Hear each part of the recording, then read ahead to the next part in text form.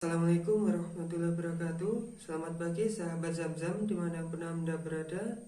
Jadi pada kesempatan pagi hari ini kita akan membahas tentang penggunaan klorin atau kaporit di dalam air minum. Jadi air minum merupakan salah satu nutrien yang sangat dibutuhkan oleh ternak. Oleh karena itu sangat penting bagi kita untuk menjamin baik ketersediaan maupun kualitas dari air minum tersebut. Salah satu upaya yang sering dilakukan untuk meningkatkan kualitas air minum adalah dengan penambahan klorin pada air minum. Jadi, klorin ini adalah senyawa kimia yang dapat berfungsi sebagai desinfektan pada air minum. Terdapat beberapa manfaat dari klorinasi pada air minum. Pertama, klorin dapat menghambat pertumbuhan dari bakteri patogen. Pada dosis yang tinggi, dia juga dapat membunuh mikroorganisme. Manfaat yang kedua, klorin juga dapat menghambat pertumbuhan lapisan biofilm pada bagian dalam pipa saluran air minum. Hal ini sangat berguna untuk menghindari penyumbatan pada air minum. Manfaat yang terakhir, klorin juga dapat menghambat penyebaran penyakit yang melalui air minum. Hal ini sangat berguna apabila kita menggunakan wadah air minum yang digunakan ternak secara bersamaan, semisal drink bell maupun paralon yang dibelah. Terdapat beberapa faktor yang berpengaruh terhadap khasiat dari klorin ini. Jadi, faktor yang pertama adalah pH dari air minum. pH yang baik untuk hasil klorinasi yang maksimal adalah berkisar antara 5-7. Jadi untuk mengukur pH pada air minum kita dapat menggunakan alat namanya pH meter atau kertas pH.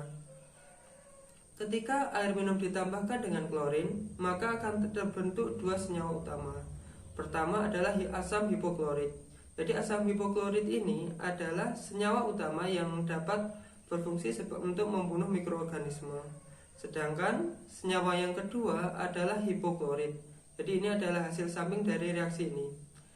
Ketika pH air minum cenderung basa atau lebih dari 7, maka akan terbentuk asam hipoklorit lebih sedikit dan hipoklorit yang terbentuk lebih banyak. Oleh karena itu, pH air minum yang cenderung basa dapat menurunkan khasiat dari klorin secara signifikan. Oleh karena itu, untuk hasil yang maksimal, penggunaan klorin terkadang juga ditambahkan dengan acidifier atau asam organik untuk mendapatkan pH yang direkomendasikan.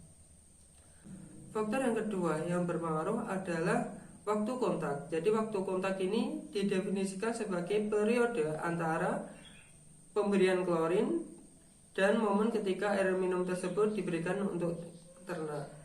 Jadi klorin ini tidak bisa bekerja secara instan membunuh bakteri. Jadi dia juga perlu waktu, di mana waktu ini sangat bervariasi tergantung pertama adalah dosis klorin yang kita gunakan, berikutnya juga suhu air minum, dan juga jenis bakteri yang akan kita bunuh pada air minum.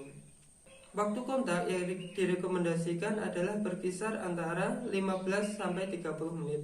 Oleh karena itu, setelah kita menambahkan klorin pada air minum, kita tunggu dulu sekitar 15, kita ambil amannya 30 menit, kita diamkan, setelah itu baru kita berikan pada ternak. Faktor yang ketiga adalah suhu air.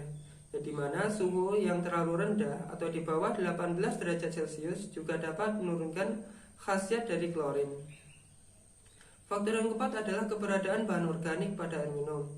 Jadi semisal air minum kita kotor, banyak lumut yang terdapat pada tandon, hal itu juga dapat mengurangi khasiat dari klorin. Oleh karena itu sebelum kita menggunakan klorin, alangkah baiknya kita bersihkan dulu tandon maupun saluran air minum yang akan kita gunakan.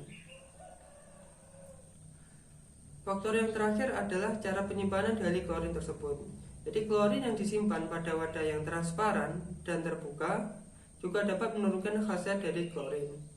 Berdasarkan rekomendasi dari Aviagen, dosis yang tepat untuk penggunaan klorin pada air minum berkisar antara 3-5 ppm atau 3-5 mg per liter air minum.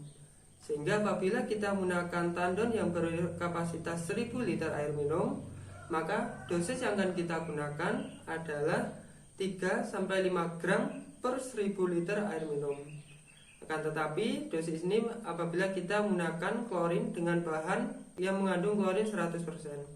Akan tetapi di pasaran sering kita jumpai klorin dengan konsentrasi hanya sekitar 60%, semisal kaporit yang diproduksi oleh Ciwi Kimia. Oleh karena itu, apabila kita menggunakan klorin dengan konsentrasi rendah, semisal 60% seperti produksi Ciwi Kimia, kalsium hipoklorit, maka akan kita hitung dulu konsentrasinya.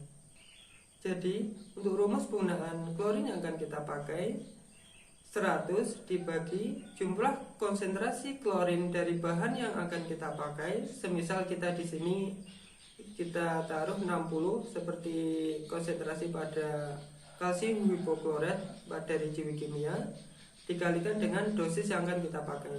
Di sini saya memakai dosis 5 ppm atau dosis maksimal 5 mg per liter air minum. Maka akan didapatkan angka 8,3 gram per 1000 liter air minum. Jadi terdapat efek samping apabila kita menggunakan klorin secara berlebihan atau di atas dosis yang dianjurkan. Pertama adalah penurunan konsumsi air minum. Hal ini juga akan diikuti dengan penurunan pakan dan berdampak pada penurunan produksi.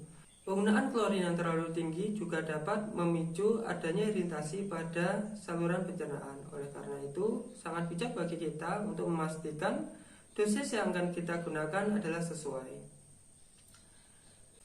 Ini terdapat saat dimana kita tidak disarankan atau bahkan dilarang menggunakan klorin, yaitu adalah pada saat kita sedang vaksin live. Jadi klorin ini juga dapat menurunkan khasiat dari vaksin atau bahkan membunuh vaksin terhidup tersebut. Sehingga apabila kita sedang vaksin, untuk tidak menggunakan klorin terlebih dahulu. Sekian dari saya. Apabila ada pertanyaan maupun diskusi lebih lanjut terkait klorinasi pada air minum, bisa sampaikan pada kolom komentar.